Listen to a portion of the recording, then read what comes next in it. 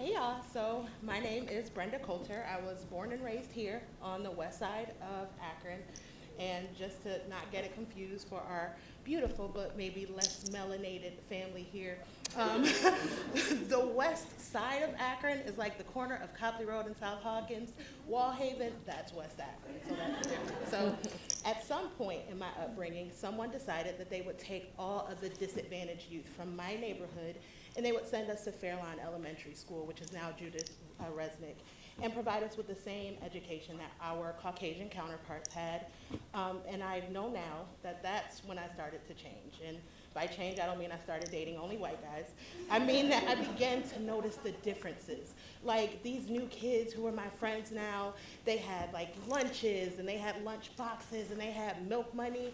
And I had these pink lunch tickets and if I was lucky, a few trips to the bathroom after lunch, if you know what I mean. But I remember wanting to pack my lunch so badly. I would want one of those lunch boxes and see their goodies, and they would have like cookies and string cheese and Go-Gurt. And I'm sorry, that's like having a fat girl moment, but they looked really, really good. And they weren't in my house regularly. So I figured if my mom had to pack my lunch, maybe I'd get some of those things too.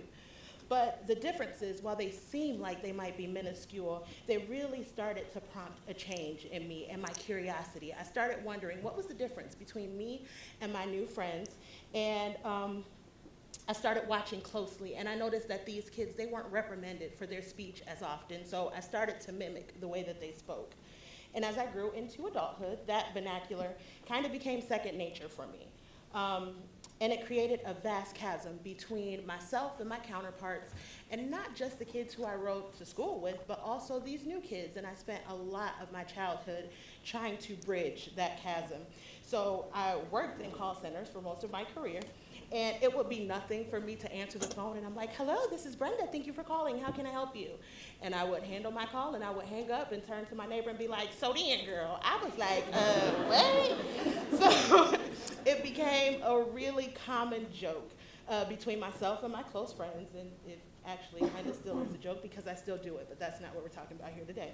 It really just became a part of who I was until I started to notice that my white friends started to develop this comfort and they started to exhibit some notably side-eye worthy behaviors.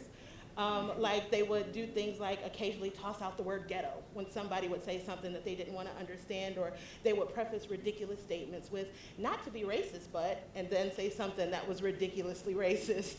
So then there was the inevitable final straw when one of them reached out and tried to touch my hair. So there was also a time where I was having a conversation with a coworker about a cookout that I was gonna have for my family, and somebody asked, like, what is a cookout? And my friend, before I could answer, said, I think she means a barbecue. I said, no, no, no, I mean a cookout, because it's totally different than a barbecue. It's a totally different experience.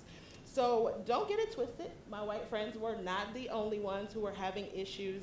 My black friends started to use my success as the punchline of a joke. They would say things like, don't post that picture of Brenda, you know how she is about her career.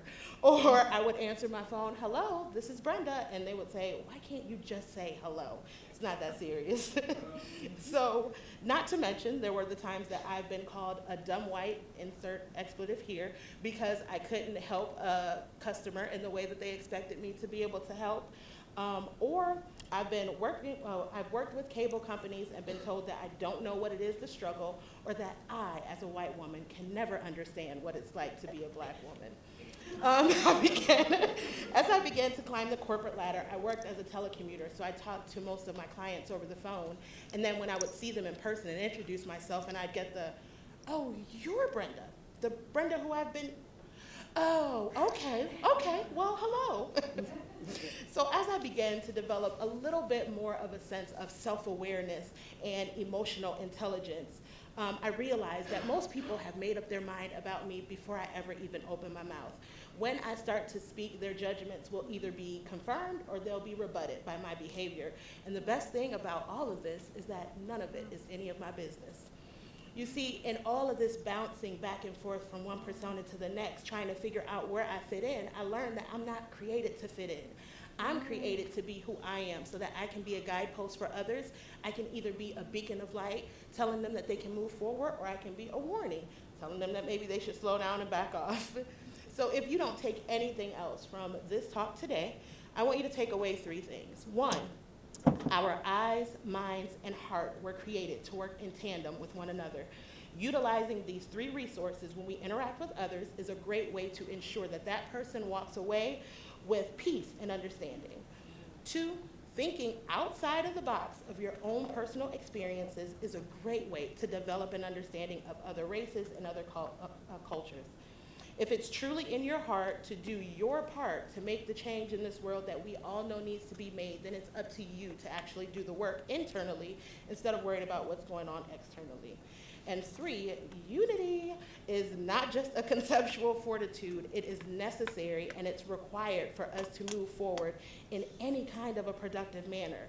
And in order to experience the unity that we all need, we need to step outside of our comfort zones and take the time to not only see, but to trust and believe one another as well. So today, I just wanted to take some time to express my experiences as a somewhat successful Black woman, and I'm just sometimes find myself caught between 2 races that I love. I hope I didn't offend y'all, and if I did, it's okay. I got white friends. But seriously, I just wanted to clarify that just because a person speaks with proper grammar does not mean they're trying to be white. Just because a person strives to be successful does not mean that they're trying to act white. And as a Black woman, I have every right, just as you do, to be here, whether here is a boardroom or a backyard cookout. And I don't mean a barbecue, I mean a cookout.